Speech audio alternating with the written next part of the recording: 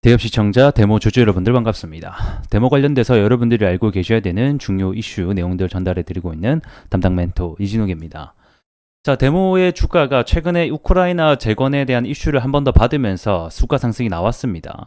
자, 이 우크라이나 이 재건의 주요 특징 중에 하나가 이슈가 잠깐 나왔다가 또 이게 이슈가 잠잠해지면 주가가 빠지고 이러한 특성을 앞전에도 계속해서 보여주고 있죠.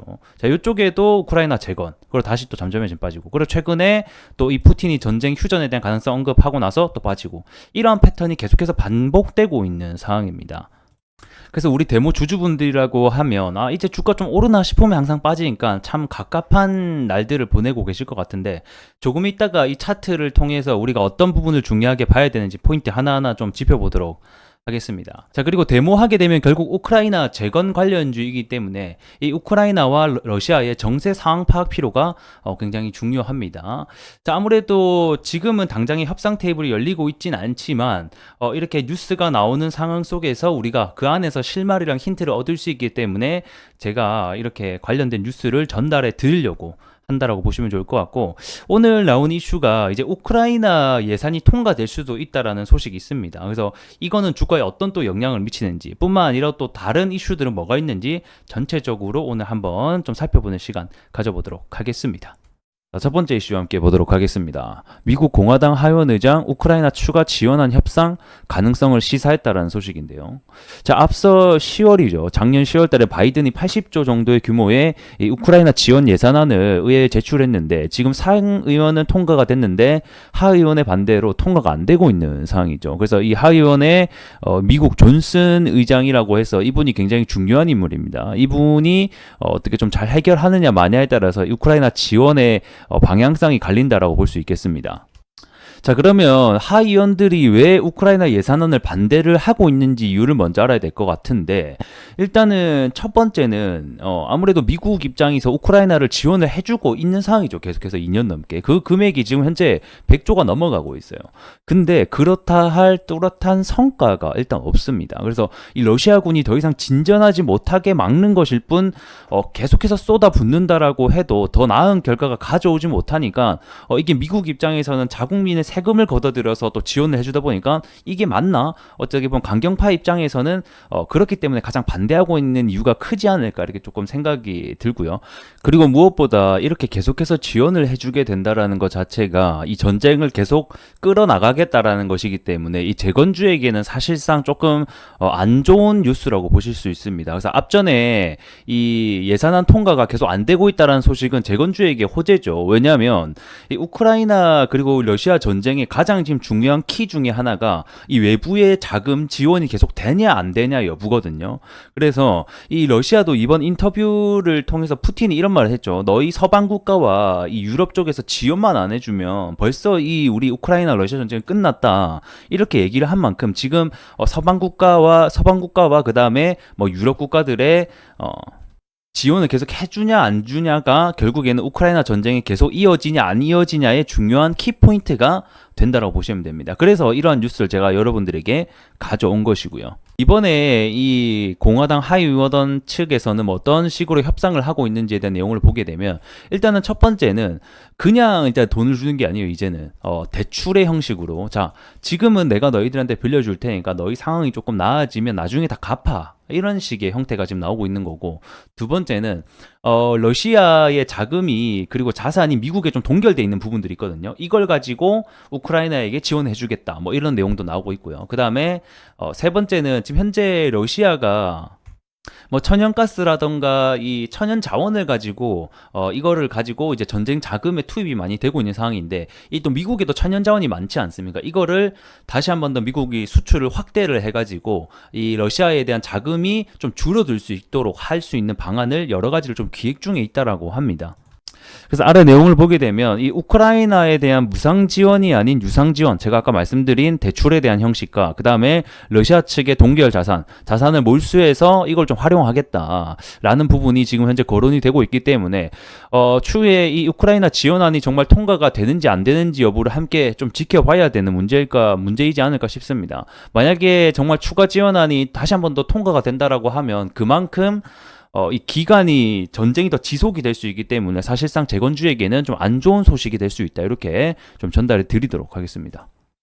자, 그리고 관련된 뉴스를 한 개 더 보게 되면, 자, 젤렌스키가 미국 지원이 없으면 단계적으로 후퇴에 직면한다. 이런 뉴스가 있죠. 그래서 아까 제가 말씀드린 대로입니다. 이 미국의 지원, 그리고 유럽의 지원이 결국 없으면 우크라이나는 결국 후퇴할 수밖에 없어요.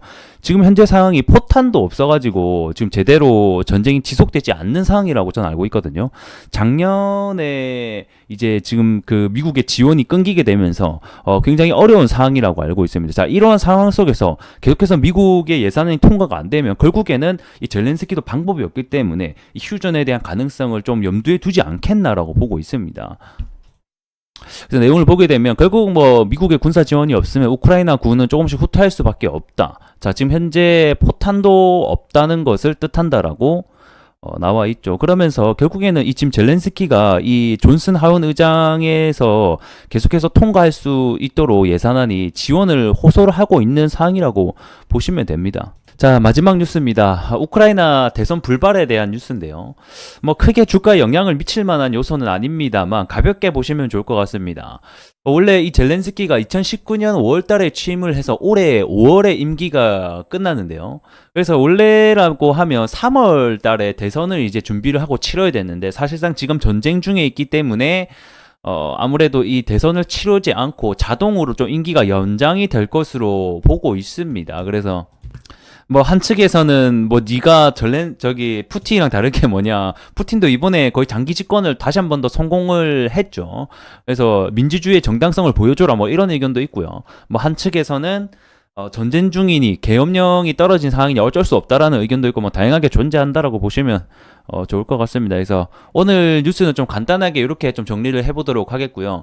자, 아직까지는 이 우크라이나 종전에 대한 얘기는 없어요. 하지만 계속해서 이 우크라이나와 그 다음에 러시아의 사태가 어떻게 진행되고 있는지를 우리가 알아야지 이 속에서 실마리랑 힌트가 어느 정도 있거든요. 그래서 이런 내용들을 계속해서 전달 드린 이유는 이 안에서 우리가 가져갈 수 있는 또 포인트들이 있기 때문이다라고 보시면 좋을 것 같습니다. 그래서 뭐 물론 전쟁이 빨리 끝나고 휴전이 되면 가장 좋겠지만 지금 상황 속에서는 아직까지는 그렇지 않기 때문에 현재 우크라이나와 그다음 러시아 전쟁에 관련된 이슈들을 계속해서 제가 얘기를 해드리면서 이렇게 정보를 전달해 드린다라고 보시면 좋을 것 같습니다. 자, 데모 차트를 통해서 함께 보도록 할게요. 일단 데모는 중요한 포인트가 몇 가지가 있습니다. 첫 번째는 이 기술적으로 보게 되면 현재 121선과 241선 여기가 이제 장기 이평선이 되겠는데 해당 장기 이평선을 계속해서 뚫으려고 시도 중에 있죠. 앞전에서도 한 번, 그리고 두 번, 이번에 세 번까지 돌파하려고 계속적으로 시도 중에 있습니다. 자, 이렇게 우리가 봤을 때 현재 데모에게 추가 상승이 나오려면 뭐가 중요하다? 이 장기 이평선을 뚫는 것만 중요한 게 아니라 안착을 해주는 게 중요하다. 자, 이렇게 뚫고 다시 빠지면 안 되고 뚫고 나서 여기 구간을 딱 안착해주고 다시 한번 재반등.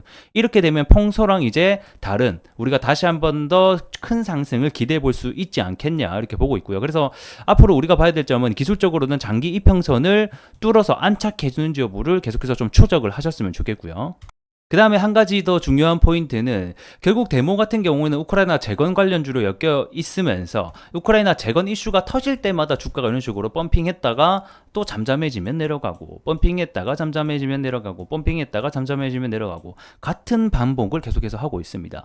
그러면 이제는 이렇게 올라갔다가 빠지는 게 아니라 계속해서 지속적인 상승이 나오기 위해서는 첫 번째 조건이 필요합니다. 그게 바로 이제는 우크라이나 재건에 대한 가능성이 아니라 실질적으로 이 협상 테이블이 열려야 된다는 거죠. 그러니까 이제는 가능성만 가지고는 이 주가가 지속성을 가지기 어렵다라고 시장을 판단을 하고 있고, 자, 과거에 한 차례 22년도, 23년도 큰 상승이 나왔을 때는 정말로 먼저 뭔가 할 것처럼 그리고 협상 테이블이 열렸던 적도 있었죠. 자, 그렇게 했을 때 주가 상승이 크게 나왔기 때문에 이번에도 단기적인 파동보다는 큰 파동을 내기 위해서는 정말 협상 테이블이 열리는 게 중요하다라는 겁니다. 자, 그렇게 봤을 때 올해 24년도 11월 달에 여러분들 뭐가 있습니까? 미국 대선이 있거든요.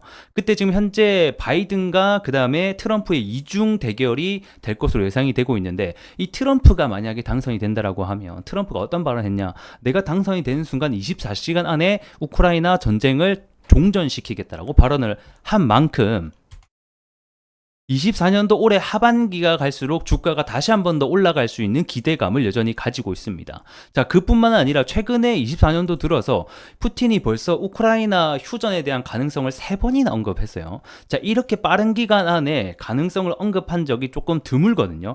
그렇기 때문에 휴전에 대한 가능성, 종전에 대한 가능성이 점점 더 다가오고 있지 않나 이렇게 좀 보고 있습니다. 그래서 이미 전쟁이 지금 2년, 3년간 계속해서 지속이 되고 있기 때문에 제가 봤을 때 24년도 올해 좀 우리가 기대해 볼 만한 성과가 나오지 않겠나 이렇게 좀 기대를 해볼 수 있을 것 같습니다. 자, 오늘 데모 영상 여기서 마무리해 보도록 하겠고요. 전 또 다음 시간에 여러분들에게 더 나은 내용으로 전달해 드릴 수 있도록 하겠습니다. 구독과 좋아요 한 번씩 부탁드리면서 다음 시간에 뵐게요. 고맙습니다.